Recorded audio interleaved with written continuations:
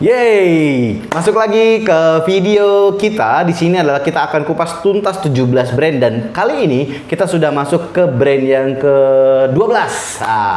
12 ini brandnya namanya adalah D4.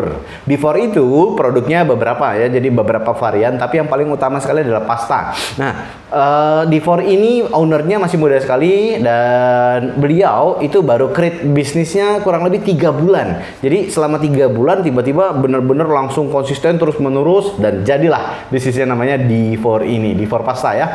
Nama ownernya adalah Sera. Jadi teman-teman mungkin bisa lihat ini Instagramnya di sini. Yeay ya. Nah, kita belajar tentang D4. D4 ini asal usulnya sebenarnya dia adalah orang yang suka sekali dengan makanan pasta. Lalu kemudian dia hobi gitu ya, cobain banyak sekali dan tiba-tiba dia bilang, kenapa nggak saya coba aja buat produk sendiri? Dan akhirnya dia tes, wah rasanya nggak kalah dari pasta-pasta yang sudah pernah dia makan sebelum-sebelumnya. Singkat cerita, dia akhirnya membuat produk ini untuk dijadikan sebuah bisnis. Nah, buat teman-teman supaya nggak ngiler gitu ya, nanti ada spaghetti, nanti ada pasta-pasta lainnya, ada fettuccine dan sebagainya. Teman-teman bisa langsung lihat di video berikut ini. Mana ayo? Mana ya? Kayaknya kita lebih cocok. Kita sih. Ini namanya D4 pasta. Mini, large, macam-macam. Ini ada produknya pasta semua. Jadi kalau teman-teman pengen masuk ke namanya selera pasta, ini gua lagi di outlet yang ke berapa tadi? 9. Outlet yang ke 9 dari total 17 brand di Kota Kepulauan, ini yang ke 9. Kita pengen lihat namanya D4 pasta. Nih. Jadi kalau D4 pasta ini sekarang kemasannya udah bagus, udah canggih, udah keren gitu ya, udah minimalis banget. Jadi kalau teman-teman pesen di online juga bisa. Dan ini ramah lingkungan karena pakai kertas bro, nggak ada plastik-plastikan. Jadi ownernya ini bener-bener mikirin. Kita lihat dulu gimana sih order ini ya, cara dia aja. Kita lihat. Oh ternyata ini sudah jadi. Ah bukan, inilah tepungnya doang bro. Ini tepung ya? Apa ini? Biar nggak ketiup angin aja. Oh biar nggak ketiup angin. Garam. Ini garam. Kok kayak sabu-sabu ya? Sarapan bubur maksudnya. Oh ini keju. Oke baik. Nah ini contoh salah satu dari produknya, fotonya ada pasta, ada spaghetti, ada makaroni, terus kemudian ini ada, oh kan lagi-lagi saya ketemu ini. Nah, setiap outlet, setiap brand kayaknya punya ini. Ini udah standarisasi mungkin ya. Bapak, thank you.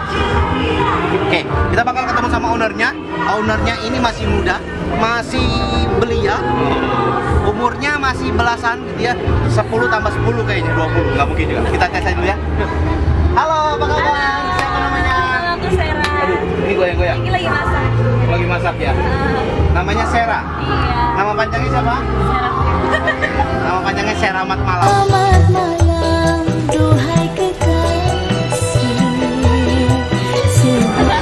Ya, ini kita pengen ngobrol dulu. Kenapa sih kok akhirnya jadi ciptain produk yang namanya pasta gini? Awalnya memang saya join dengan komunitas. Baik. Belum tahu juga sih mau jualan apa karena memang benar-benar blind sama bisnis.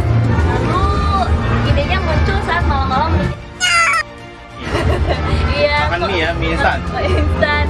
Kok kayaknya kurang sehat ya gitu ya. Tapi aku juga suka pasta gitu.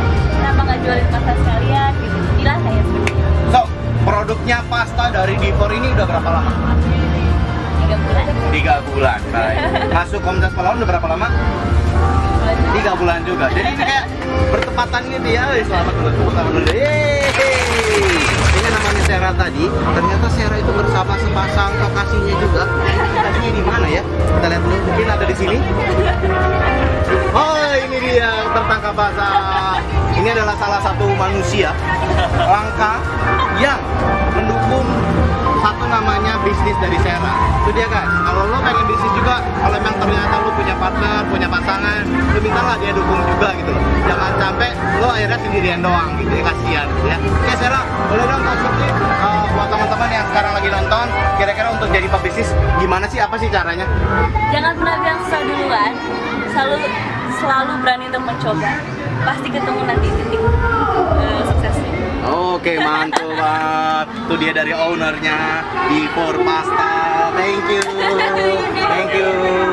Oke guys, tadi dia bilang adalah jangan pernah malu dan jangan bilang susah duluan. Yang penting sekarang saatnya kita coba. By the way, dari 9 outlet atau 9 brand yang gua udah cobain semua, kunjungi satu-satu, belum ada satupun makanan yang gua coba.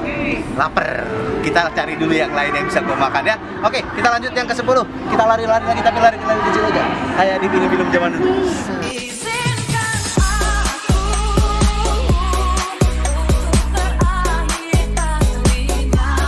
Ye, sudah kan? Gimana teman-teman, sudah mulai ngiler? Ya, teman-teman bisa order sama beliau gitu ya di Instagramnya, bisa langsung DM saja dan juga bisa lakukan kolaborasi. Kalau teman-teman pengen jadi reseller dia, welcome, silahkan join saja gitu ya.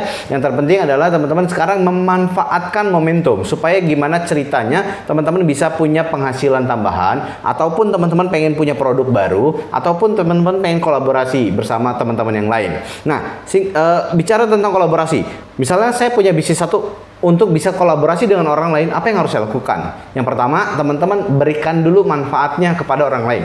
Yang pertama itu. Yang kedua, tanya sama mereka, apa yang bisa saya lakukan untuk bisnis Anda supaya bisnis Anda semakin berkembang, semakin besar. Dan ini yang akan membuat Anda kolaborasinya jadi awet ya. Jangan sampai Anda nanti mementingkan kepentingan pribadi, orang lain nggak ada untung-untungnya. Nah, konsep D4 ini bisa dikemas untuk di kalangan milenial. Misalnya di apartemen-apartemen, misalnya kita siapkan nih beberapa penetrasi ke apartemen-apartemen. Jadi di lantai bawah misalnya towernya ada berapa puluh tingkat gitu ya.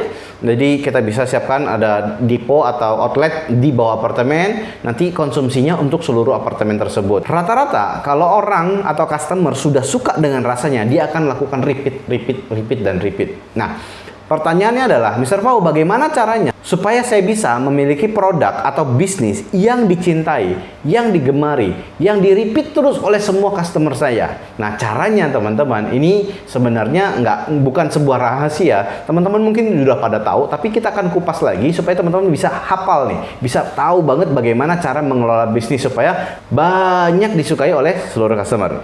Intinya adalah ketika teman-teman nanti sudah jalanin bisnis teman-teman, perhatikan baik-baik. Kalau sudah punya karyawan, kalau sudah punya partner, kalau sudah punya tim, ini yang harus dijaga. Pastikan berikan servis kepada mereka. Karena ketika servis sudah terjadi dan masuk ke hati, mereka akan balik lagi. Jadi contoh gitu ya, teman-teman misalnya sudah janji, kalau memang sudah janji memberikan pelayanan di hari Kamis, ya udah berikan benar-benar, jangan sampai lewat hari Kamis. Nah, beberapa bisnis gitu ya, teman-teman saya juga lakukan gitu ya, ketika sudah janji hari Jumat, ujung-ujungnya nggak terjadi, ujung-ujungnya nggak diberikan. Nah, ini yang fatal, akhirnya tertunda karena Sabtunya tidak ada aktivitas, Minggu tidak ada aktivitas, akhirnya baru diselesaikan hari Senin. Emang sih telatnya cuma 3 hari, tapi karena 3 hari ini membuat orang lain nggak bakal mau balik lagi. Percaya sama saya. Dan efeknya ini bisa diomongin ke banyak orang. Nah, singkat cerita, bisnis itu harus pakai hati. Kalau teman-teman cuma pengen punya banyak bisnis, tapi ujung-ujungnya menghancurkan reputasi, membangun dari nolnya lagi susah. Ya, teman-teman saya juga pebisnis dan mereka juga menjaga reputasi tersebut. Dan kalau nanti suatu hari teman-teman sudah punya bisnis, pastikan jaga reputasi, pastikan berikan servis yang terbaik, pastikan semua klien atau partner dan customer Anda dilayani dengan baik. Dan saya garis bawahi, customer bukanlah raja. Semua orang bukanlah raja, tapi kita tetap harus memberikan pelayanan terbaik. Kuncinya adalah teman-teman berikan dengan sepenuh hati.